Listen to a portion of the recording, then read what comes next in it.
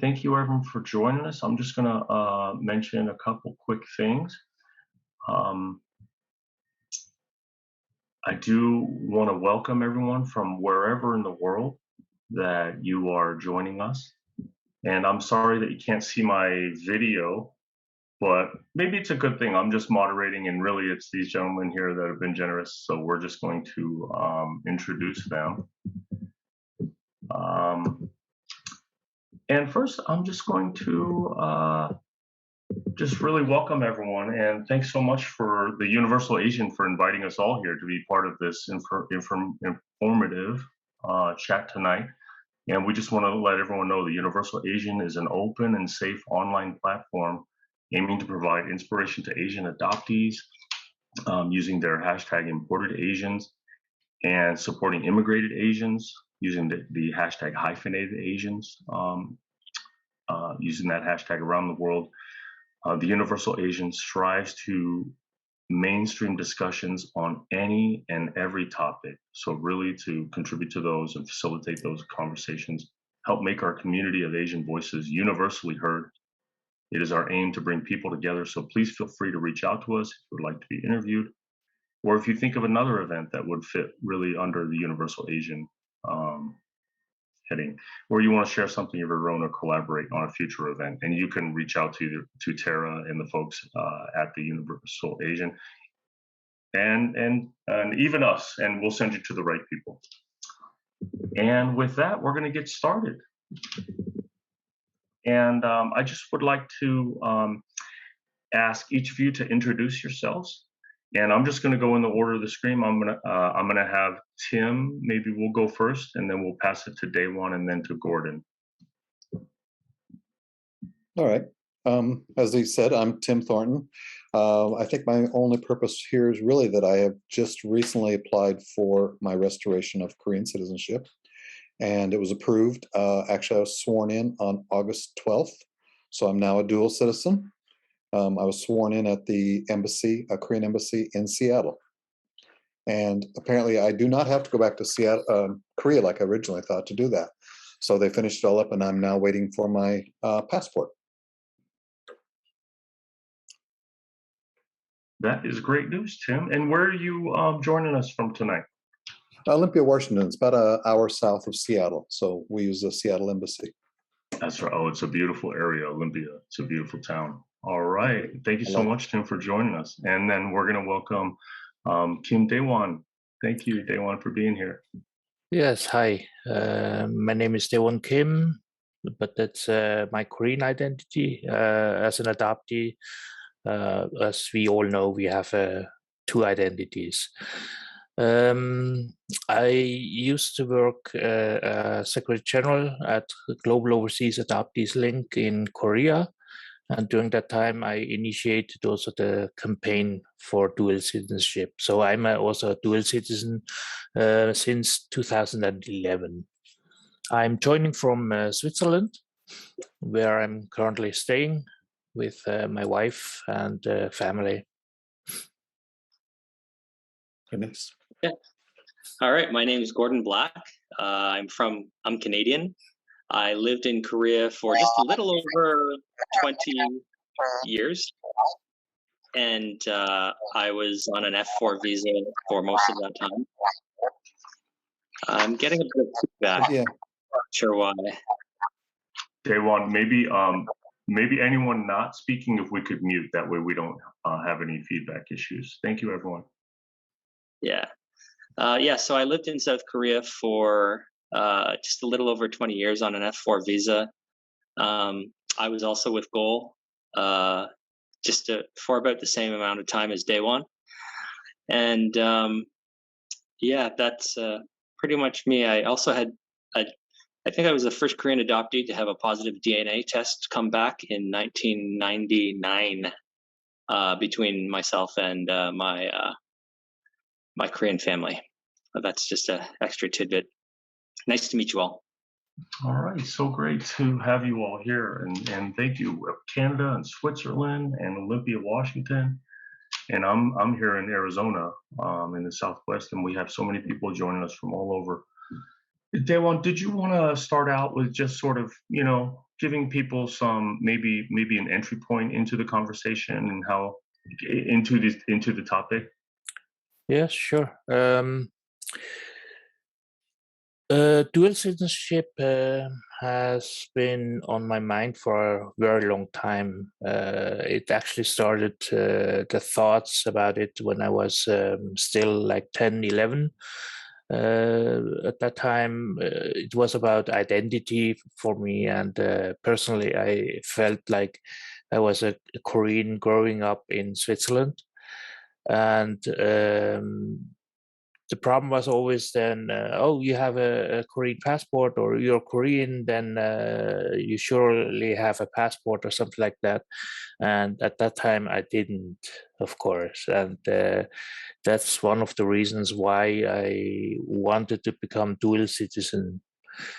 Fast forward to 2005, that was the first time I was invited at the parliament in Korea while I was there at Secretary General.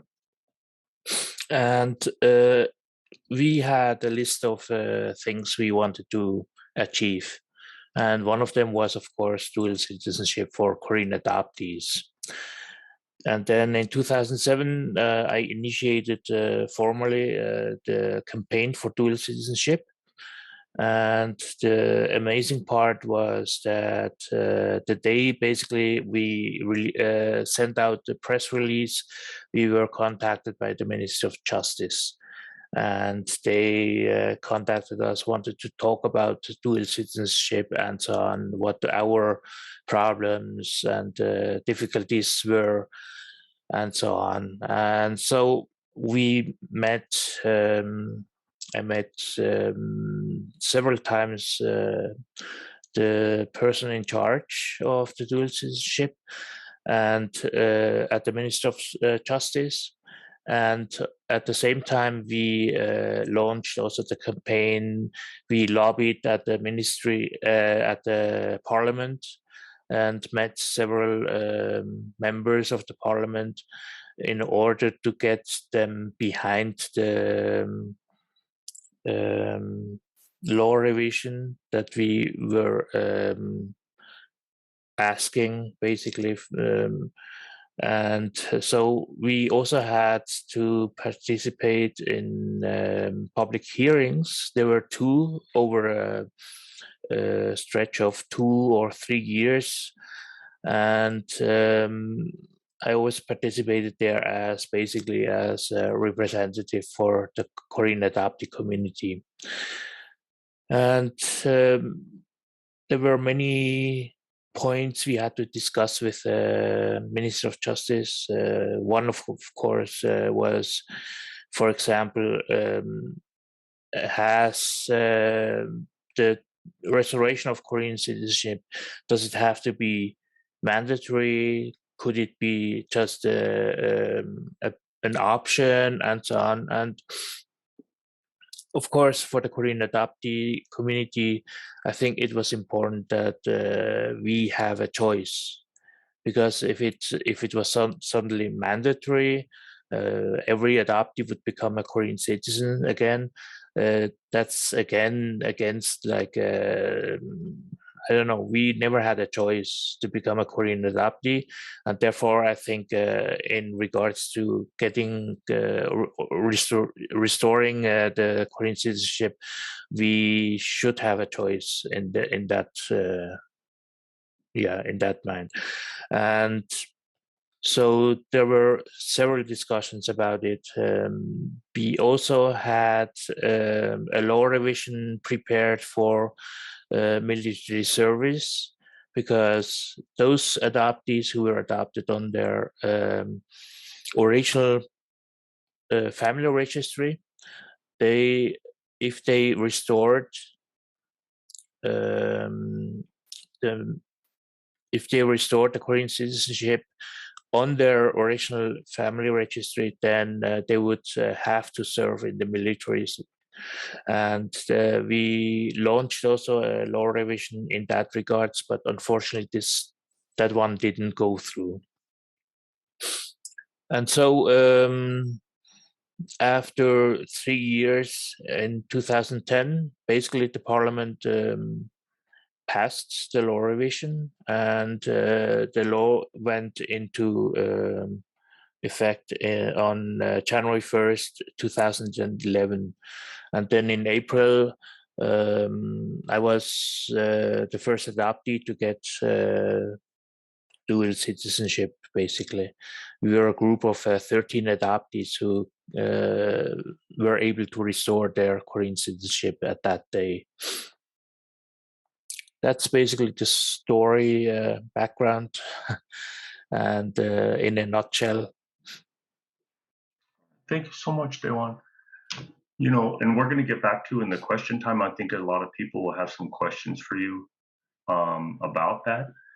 We're also going to let Gordon, if we could, you know, so Dae-won and group of 13, you know, right from there, we're, you know, able to restore their citizenship. We're going to hear from Tim here soon too, but could you talk about the F4 visa option, Gordon, and how it, for you, it worked out better? And how was that so?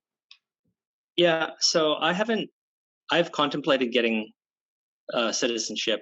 I never really saw it as something that I necessarily needed. I was living on the F4 visa. I'm still on an F4 visa right now. I haven't been back to Korea since before the pandemic. My F4 visa expires in April of next year, and I'm still contemplating whether I want to renew it. Now, the thing is, when you renew an F4 visa,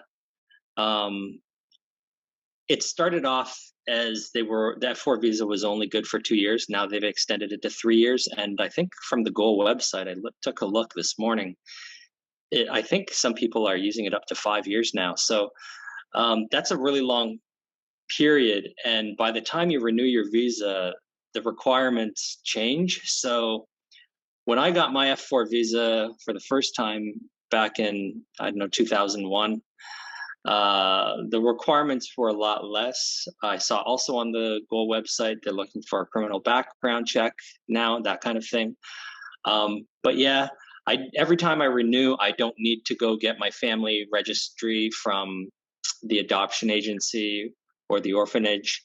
I don't have to do a lot of things. I basically have to show up to the immigration with proof of address, which is usually a letter that's mailed out to me every 3 years when it's time to renew, and bring my passport and my alien registration card. And it usually doesn't take more than an hour to renew. But if you're starting off right from the beginning and you want to get your F4 visa, there's a fair bit of running around to do. A lot of adoptees might feel, I guess, not overwhelmed or intimidated by the process, but there's quite a few organizations in Korea now that help adoptees. There's INCUS and CoveRoot and Goal, and often the adoption agency has been approached so many times by other adoptees that want to get an F4 visa that they know the process as well. So you don't have to feel too intimidated about that. There's people that can help you, and you don't have to have met your biological Korean family to obtain a family registration certificate either. So Yeah, and Gordon, I guess, what does the F4 allow you to do? You know, so that you, right. in terms of what you want to be able to do in your relationship with, you know, being able to travel freely. Right. Okay. So the reason, if you Google my name and F4 visa or Amy Nafsker and F4 visa into Google, you'll come up with a video that came out in 1998, where we were pushing for a new visa to be created. And actually, I didn't really need the visa at the time, because the way Korea's immigration policies almost always work with other countries is they reciprocate.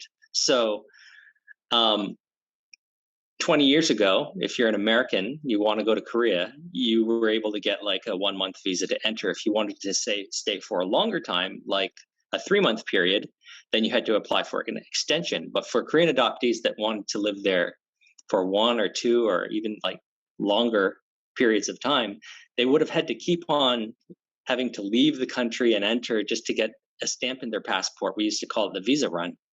And they would usually go to Canada or Thailand and get the stamp and then come back into Korea and they'd be fine again. As a Canadian for the last 20 years, Canadians are allowed to enter Korea for 6 months at a time on a visitor visa without having to leave the country. And the reason that's true is because Canada allows Koreans to come to Canada for 6 months without having to leave the country. So depending on the country and what their policy is towards Korea, Korea usually reciprocates the same policy towards that country. So if it's 3 months, then it's 3 months in Denmark and 3 months in Korea and vice versa. So the F4 visa makes it easier in a lot of ways, just the same way an identification card makes a lot of tasks easier, makes it easier to open. It might actually be a requirement to open a bank account in Korea. By law, Korean citizens are only allowed to have one SIM card, and that is linked to the identification card. And it's quite difficult to get a SIM card without a valid visa. So the F4 visa does that.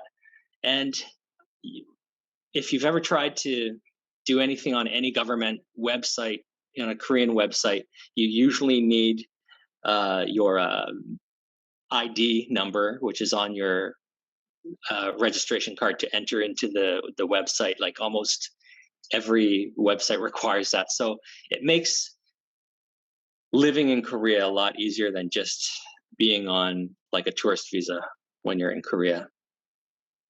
But yeah, the 3 year, it went from 2 years to 3 years. And that means that you're not coming back into the country as a tourist anymore. And you can get the extension based on, I guess, how good you've been. I know some adoptees that have, I don't know, they got a speeding ticket or something, and then they get to immigration. They say, oh, we're only going to renew your visa for 2 years this time, and you better be good over the next 2 years, or we're going to shorten that down to 1 year. So, yeah, but it's like the standard is either 3 years or 5 years right now. For whenever you renew it, you can stay in the country without having to leave for that period of time. And when you renew the F4 visa, you don't have to leave the country. Like you're there, let's say you've been there for 3 years, time to renew, just go to immigration, fill out the paperwork, you don't have to leave. So you can basically stay there almost indefinitely as long as you've been good. Wow, thank you so much. That's really impactful. And I think that's what a lot of people have questions about is, what can I do? What can I do? What doors will it open? What doors will, and there's a lot that they're just going to find out. You guys can give a lot of pearls of wisdom, but you just can't cover every situation. But you're right. There's so many good organizations out there. And there's one more thing I'll just say. In the group of adoptees that Dae-won became a citizen with, there was one adoptee who was charged with a crime that it's not really clear that he was guilty of. He became a citizen of Korea. And so this is just one situation, but because he became a citizen, a Korean national, he spent 2 years in a Korean jail. Whereas the opposite, if you ever get into some kind of legal trouble and you're just on an F4 visa, I think if it's of a serious nature, they would deport you back to your own country. That just popped into my head from when Dae-won said he was part of the first group of adoptees. And that's not to scare anyone. You're likely not going to get into a situation where you're going to be convicted of a crime, but that's like just to the top of my head. Yeah. That's one of the differences between having a visa and being a Korean national. When you're a Korean national, you can't, just because you've got two passports now, you can't enter Korea on your American passport or on your German passport or your French passport. When you enter Korea, you are legally obligated to enter Korea on the Korean passport and follow all of the laws as if you are Korean when you enter Korea. You're Korean now. You can't pick and choose which citizenship you want to be, depending on how favorable certain things are for you. So once you do get your Korean citizenship, you are Korean, and you have to enter Korea on that passport when you do. That's a really important information. And, yeah, I think most people, most adoptees, that won't be an issue, but there will always be situations that are unforeseen, and it'd be nice to know which auspices you'll fall under depending upon your status, or, and hopefully that we have a status. So, thank you so much, Gordon. Really appreciate all the information. That was fantastic. And Tim, we're going to ask you to sort of recap your process. Sure. And give us an update on how things, and it sounds like things are wrapped up real nicely. So, Well, thank you. And Gordon, just before we lose you, it looks like somebody had a chat question that might be directed at you.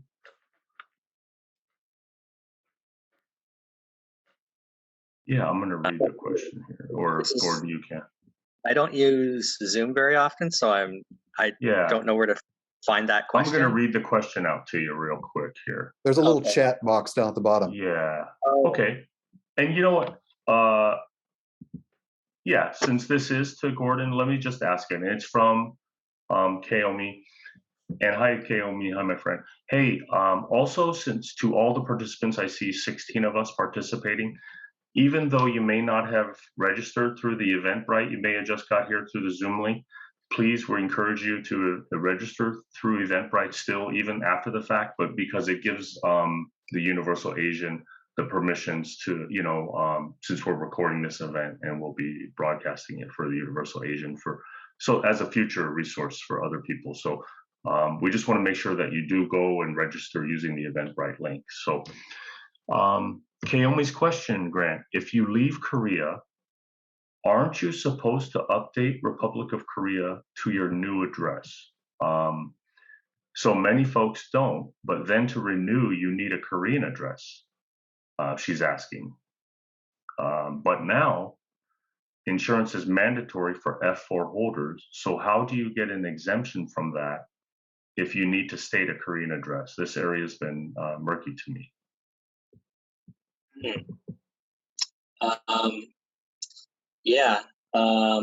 Sorry, just trying to go back here.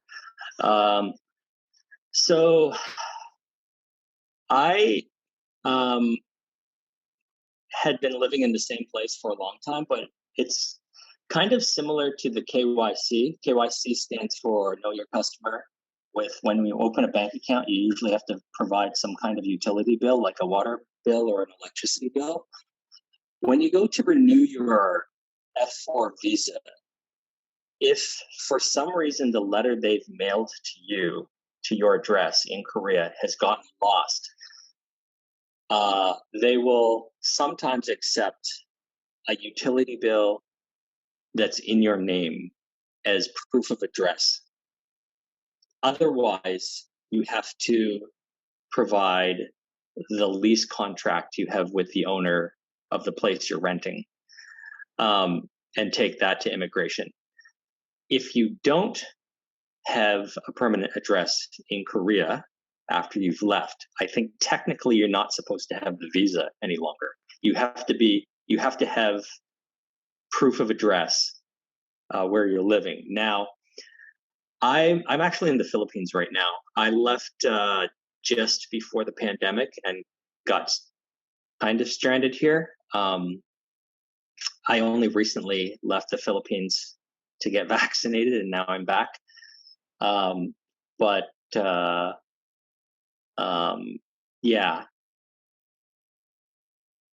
If you are on an F4 visa, you have to have I'm pretty sure you have to have a permanent residence address in Korea right now until I figure out whether I'm going to be getting my F4 visa renewed in April. I'm using my friend's address as my permanent residence address.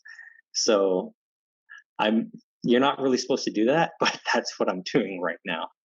I don't know if that answered the question, but Yeah, hi, I'll just chime in. Yeah, it's been kind of murky because I've heard people use like their spouse's address in Korea and they've renewed online via the States.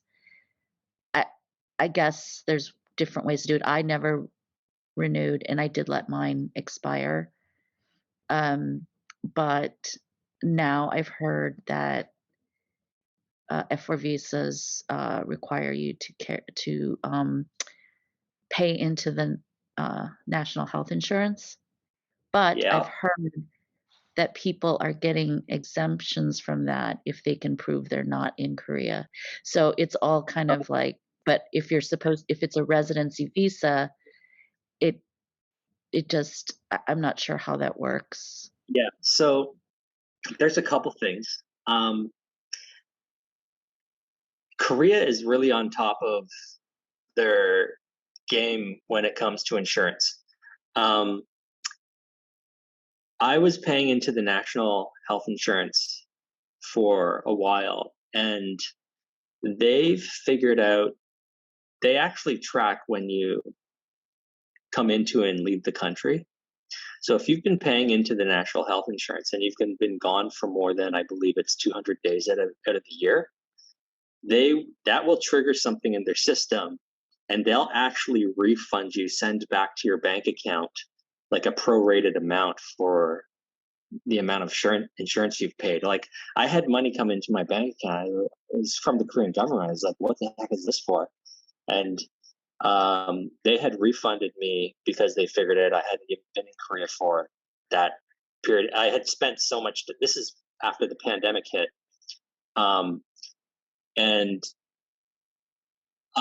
Yeah, I guess this is a new thing. I never knew that they've made it a requirement, but it kind of makes sense that they've implemented that. It used to be optional, but I guess now they want everybody to pay into the system so that you're covered. And I'll just say another thing: I've had to go to the hospital several times while I was in Korea. I broke both of my legs in a snowboarding accident, and I broke my wrist in a skydiving accident in another country. I broke my wrist in Australia, but flew back to Korea to have it taken care of because their healthcare system is amazing. So, and their doctors are very good as well. I just pay the insurance if you can afford it, and then if you're not in Korea for a certain amount of time, they'll retroactively or their prorate refund for the period that you're not there. So I hope that answered your question. Yeah, thanks, Gordon. It does really seem like, the F4 visa isn't really worth it unless you're planning to live there. It's much more tied to residency than, let's say, dual citizenship is. So I think if you are planning, I think it makes much more sense to pursue the F4 if you're planning to live there. And if you're just planning to visit or even maybe stay a year, and I don't know, I just don't think the F4 visa makes sense, but maybe dual makes sense for someone who doesn't plan to live in Korea. So yeah, I'm kind of understanding. Yeah, I think. Is she American? Yeah, I'm American. Yeah, I'm American. Okay, so yeah, so America still remains the only developed country that taxes its citizens based on citizenship as opposed to residency. So if one of your concerns is, oh, if I get my Korean citizenship, I'll have to pay taxes wherever I live in the world, even if I'm in America. No, that's not true. I think it's based on days you're in the country, right? or Yeah, where yeah, you work or something. exactly. If you're in Korea and you're making money, then you have to pay taxes to the Korean government. But if you're a Korean citizen and you're making money in Germany, then you don't. They'll have like a tax treaty or something like this. So. All right, that's Okay. Thank you, Gordon. Thank you, Kaomi and Gordon, for your questions. And Mimi had a quick question, just about what you said about the ticket. We're going to hold on to that till the Q&A section, because I think that may open up some other questions. And I do want to get back to Tim, because we're able to kind of see. We talked about the F4, but hearing from Tim's might be a nice little kind of alternative for something, a different path. So Tim, thank you so much. Thank you. So I'm the newbie in the group because I really didn't identify with my Korean culture probably until, I don't know, 10 years ago, or tried to. I grew up in the States, very much white bubble. Many of you have already been on the first Zoom I held with the Universal Asian about trying to get my citizenship at that time. And to me, it wasn't necessarily about the advantages or disadvantages in a logistical term. It's more, to me, was emotional about, it was something that was taken away before I ever had a chance or a choice about it. And I always felt like I wanted it back in the more recent years, because I didn't think I should have had it taken away in the first place. So one of the advantages I'd thought might be owning land. I thought it might be easier because I do want to own a little piece of property. I think we found where my mother's family may have settled, and going back in April, try to pursue that. But from hearing Gordon talk a couple of times, it sounds like even with an F4, you could still own land. Is that correct, Gordon, too?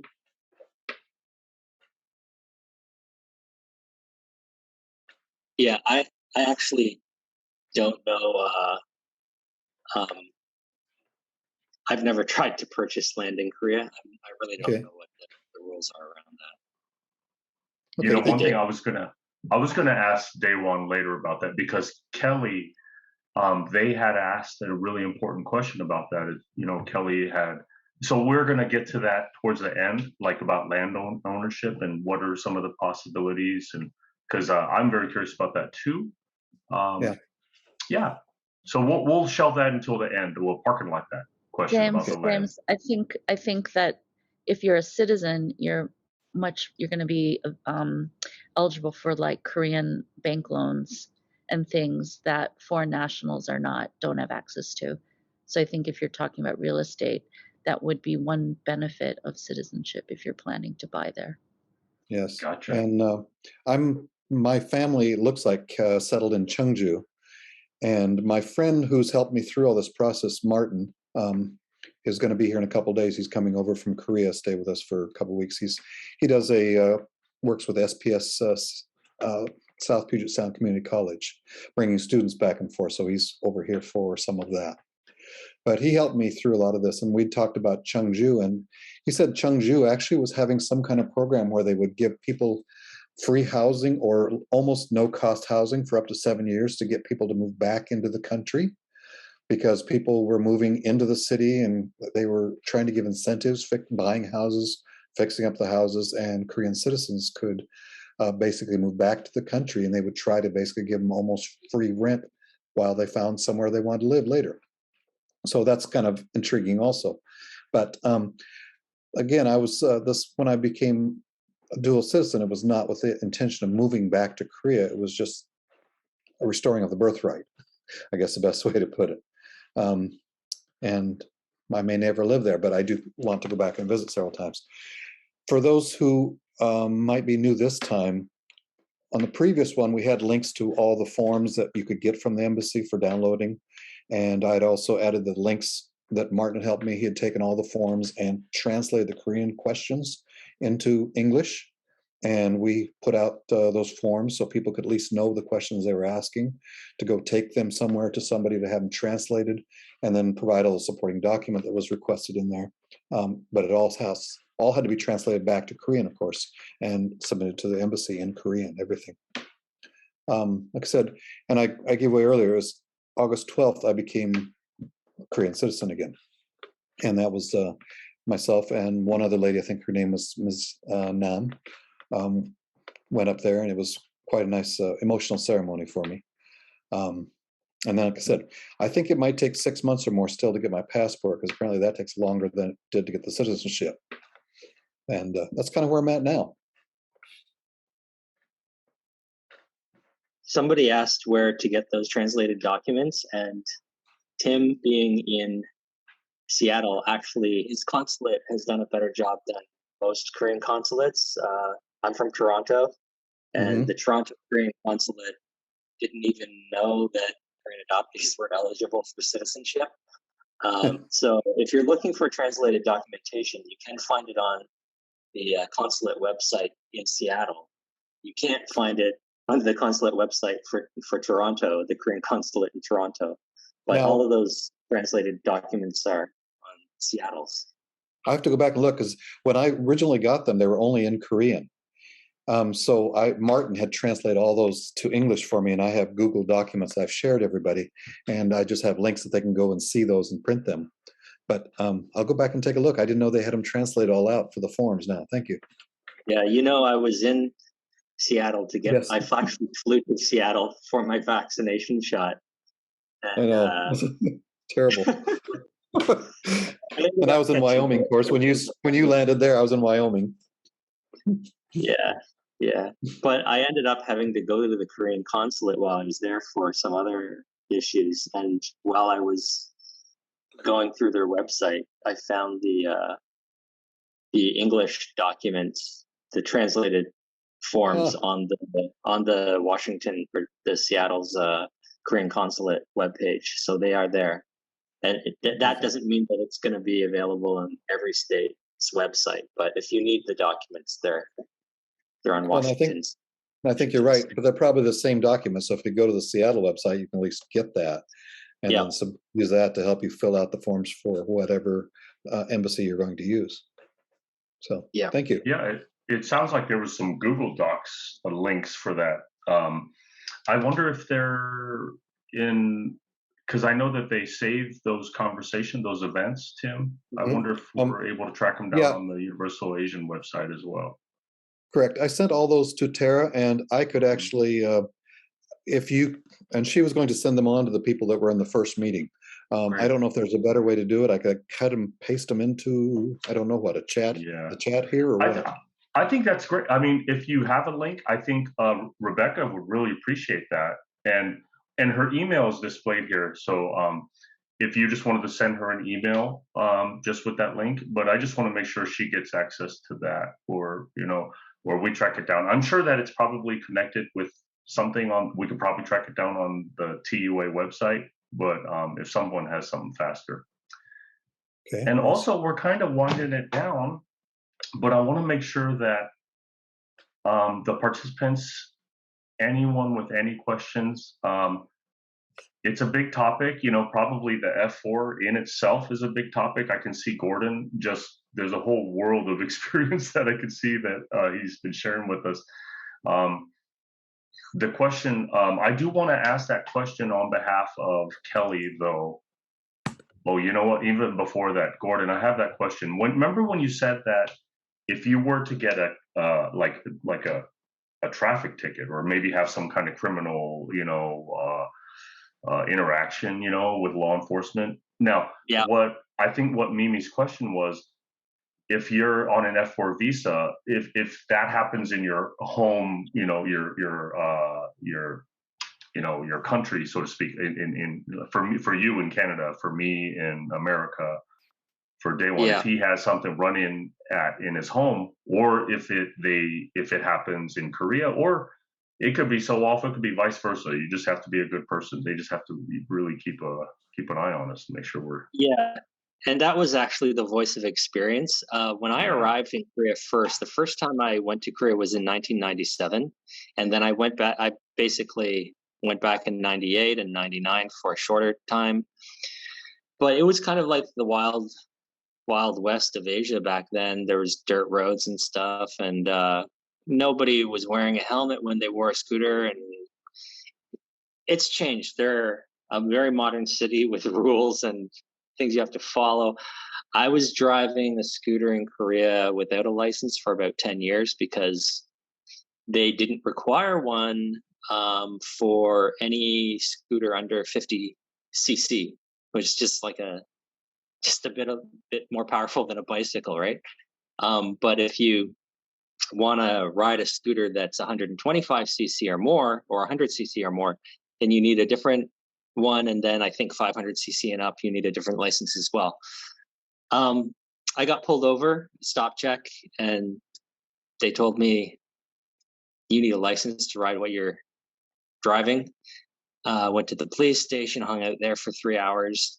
And then the next time I tried to renew my F4 visa, which was like 10 years ago, this happened.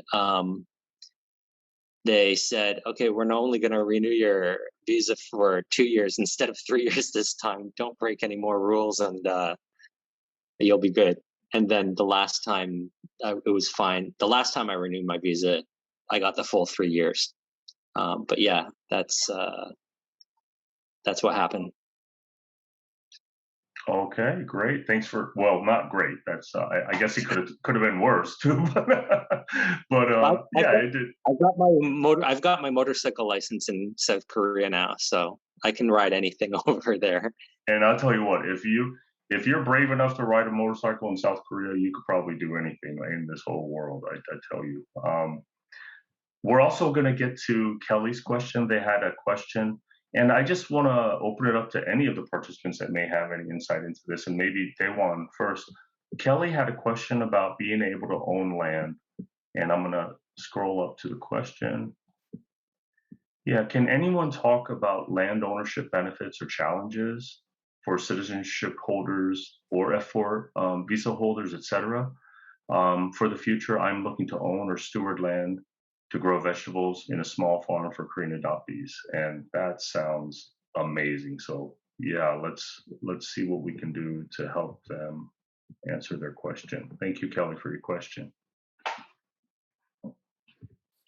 In regards to owning land, of course, if you're a Korean citizen, then you have the same rights as everybody else.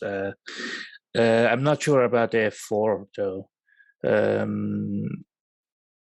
Yeah, I do know that there are some adoptees who inherited land because they were adopted and the inheritance rights were still intact. But that's a different problem, of course. In case of a Korean citizen, it's possible then to, as Kaumi said, it's possible to get a loan, or for example, if you plan on buying an apartment, then also it's possible to get a loan, whereas if you're a foreign citizen, it's not possible. And those are basically the advantages. About the other thing that Gordon just said about being deported if you commit a crime, there are also there's another story. For example, an adoptee who committed a crime in Korea was actually deported, and had he gotten his citizenship, he could have stayed, or I mean, of course, he would have had to serve in a prison or something. But the fact is, he got deported and he committed suicide in his adoptive country because he was deported. And so I think there are always two sides of a story. You know, sometimes an F4 is better, sometimes citizenship is better, and personally, I think citizenship is a very individual choice, basically. Everybody has different reasons, everybody has different motivations, and therefore there's no one rule for anyone to get to choose what is better, F4, citizenship, and so on. Everybody has to choose for themselves.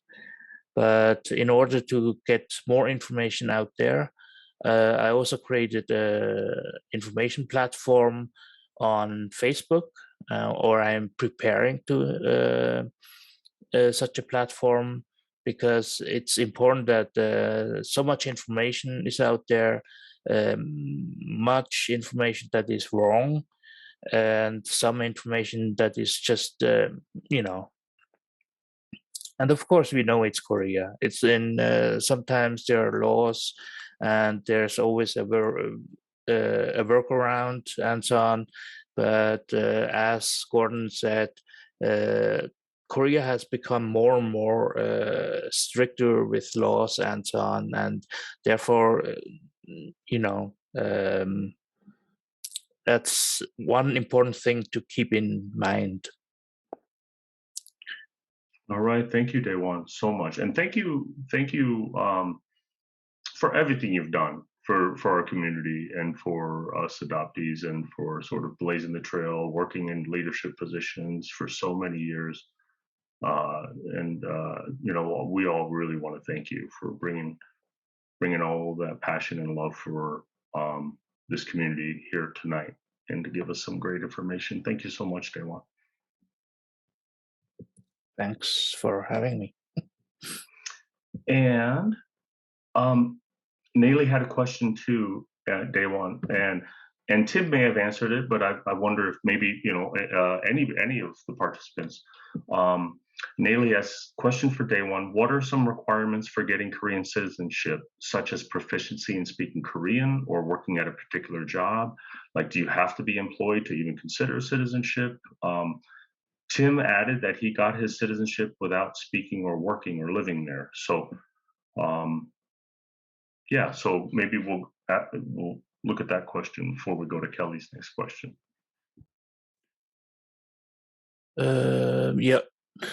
There's not many requirements for a Korean adoptee to get citizenship. Of course, these days there is a criminal background check and these kind of things. But other than that, there's not many things that speak against getting Korean citizenship back. So no requirement of Korean proficiency. Hi, Dae-won. Hello. I just wanted to ask, so the requirements are not too difficult, and it's just more documentation than anything? Is that correct? It's more what? Documentation than anything. Correct documents? Yeah. Yes, I'd agree. Usually the documentations that you need, those are more difficult to obtain, but there are various choices how to go on with the process. One is, of course, if you have friends. One is like if you go through one of those organizations, and Goal, for example, if you go through Goal, for example, then they lead you through every step of it. But again, the platform I'm creating on Facebook will also describe exactly how and which steps you need to do. Okay, thank you. Oh, that sounds wonderful. That sounds wonderful. I can take the question about North Korea if. Yeah. And I'm just going to ask it here. So, or Gordon, if you want to read it, if you just want to read it for Kelly, and that way their question gets answered. Okay, the question is, can a person with dual citizenship travel to North Korea as well, or the same with an F4 visa or tourist visa? I was told if you get Korean citizenship, then travel is restricted to North Korea. Is there any other restrictions like this? So I went to North Korea 3 years ago, I guess it is now. I wanted to take a look at Pyongyang, and the process for getting into North Korea is difficult enough if you are just of Korean descent. So, absolutely, Dae-won and Tim, you're no longer eligible to go into North Korea. Not that I think you want to, but No. if you're in, I was quite a bit more adventurous 3 years ago, and so it's something that I wanted to do. But yeah, South Koreans are still not allowed to enter North Korea. I'm on an F4 visa and with Canadian citizenship, and I filed. I found an agency that asked me. It's because everybody in their passport, it doesn't matter what nationality you are now. If you look at your passport, it shows your place of birth. And so I got asked a lot of questions about, oh, you were born in South Korea. What's your situation or relationship now to South Korea? And yeah, I wouldn't have been able to go in if I had become a Korean national, South Korean national.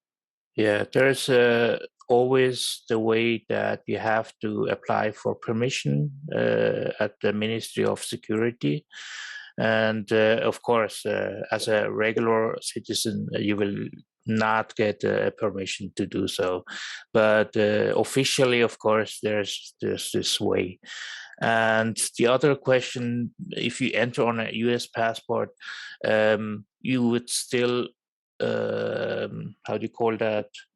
It's still a crime if you enter and you are a dual citizen, then you violate Korean law, basically. And I wouldn't do that because once South Korean authorities, they will probably get to know who entered North Korea. And if it turns out that you are a Korean citizen, then you get into trouble. Yeah. Probably both governments.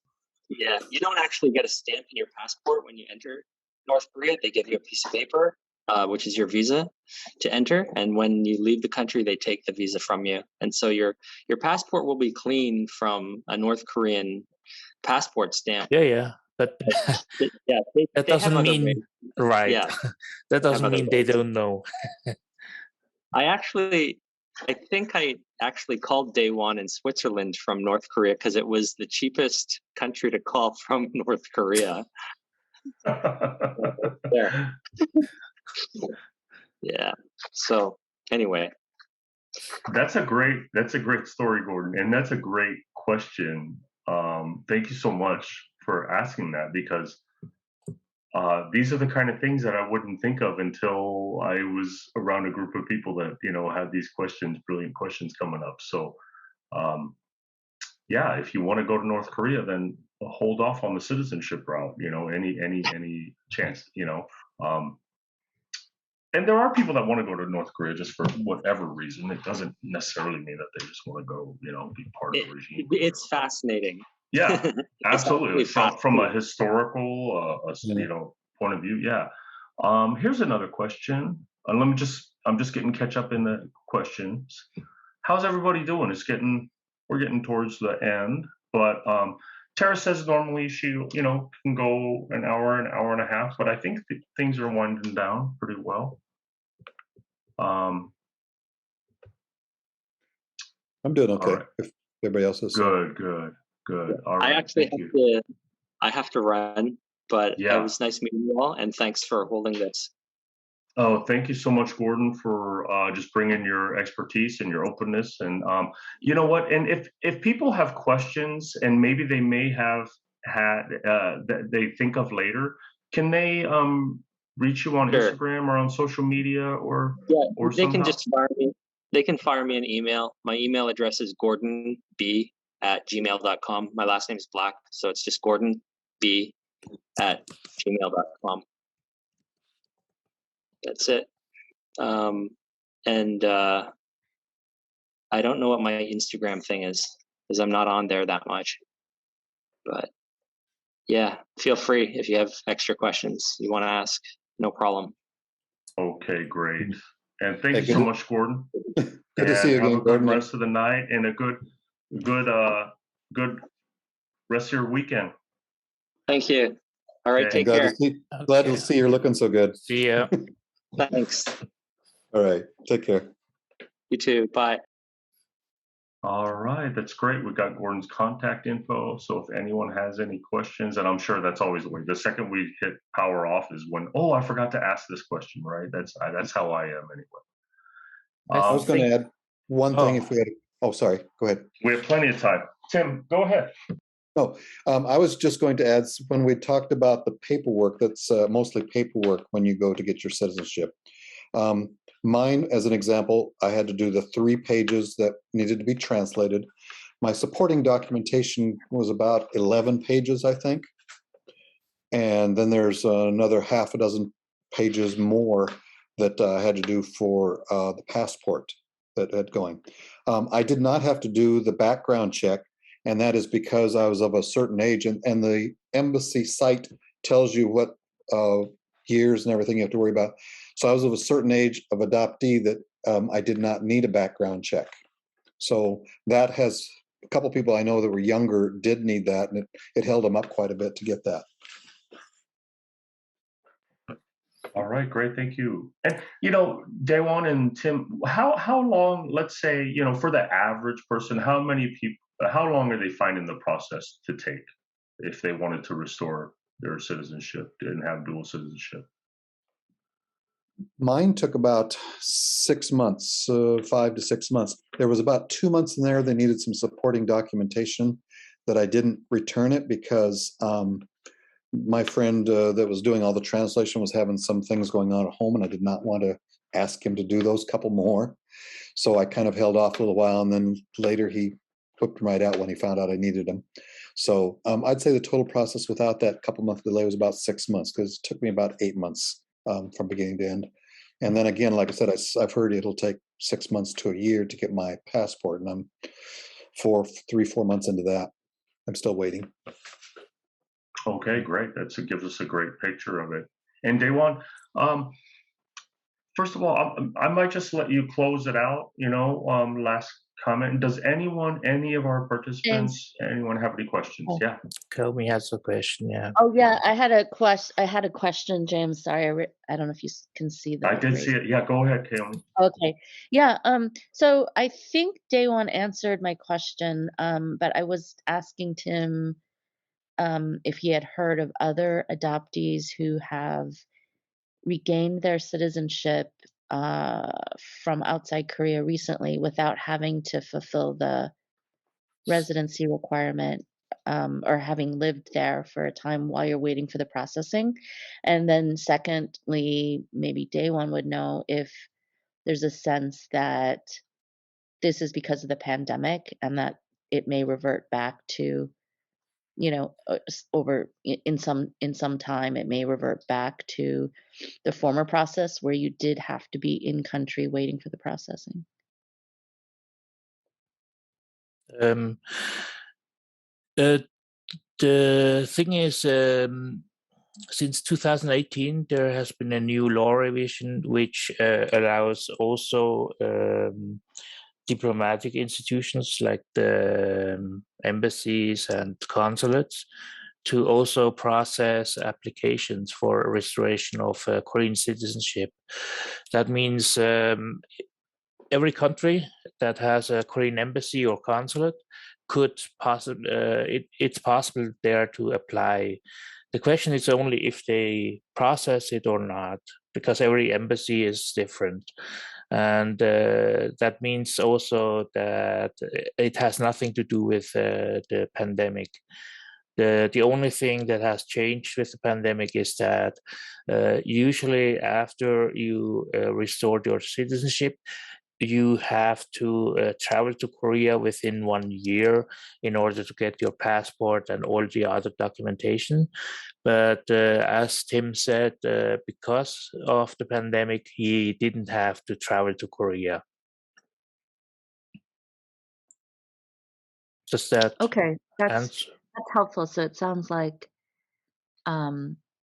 if your consulate or embassy in your country will process your application, you don't have to be in Korea to wait for the processing, but you do have to go back in country. But because of the pandemic, Tim did not have to go Exactly. back to Korea. Okay, I that's also really know helpful from to other know. adoptees that they didn't have to travel back. The thing is, you always have to ask first the embassy or consulate in your country if they process it or not. I know there are embassies, Korean embassies out there, they don't even know that Korean adoptees are eligible for dual citizenship.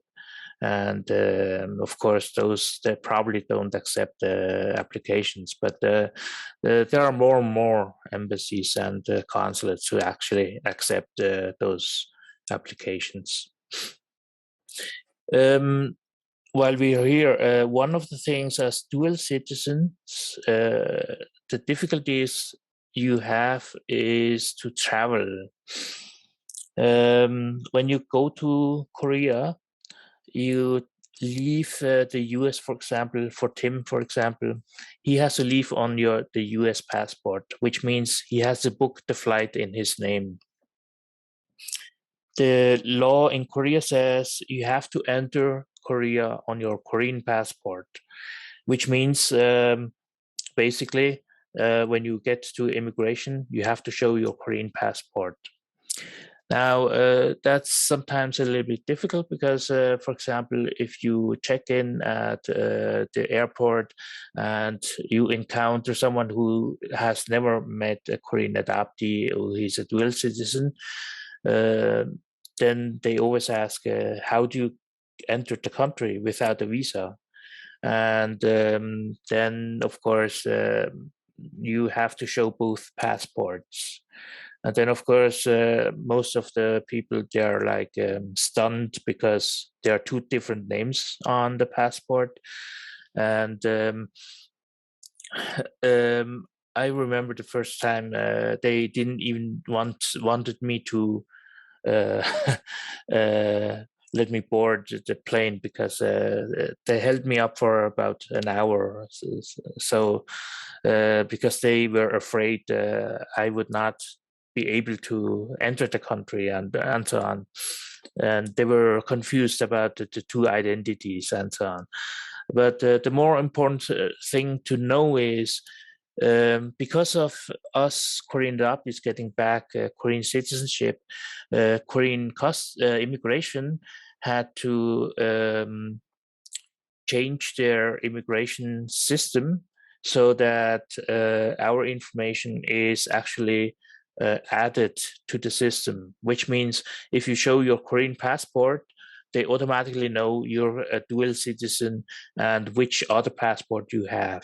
So you can show for example, your Korean passport, and then they know, oh, you're Tim Thornton from the US, which is important because on the passenger manifest, of course, you're as Tim Thornton, and so that way they can match it up, and you only have to show the Korean passport.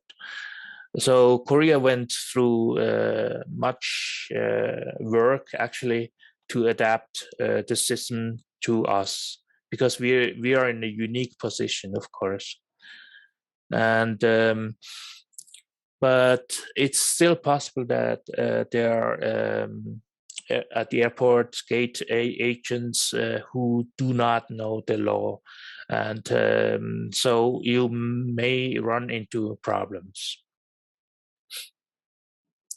That's good. Good thing for me to always keep track of. Get to the airport a long time ahead of time. Yeah, that's right. It's always a good idea to get there ahead of time. But I also think, like Dae-won, you said that as this becomes more publicized, more well-known, more people become familiar with the process, just as they become familiar with us, they become familiar with many things that we.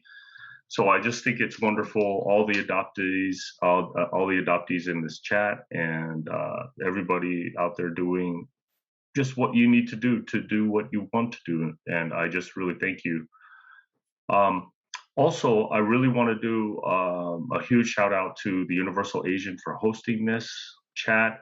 Also, Dae-won's former organization Goal in Korea.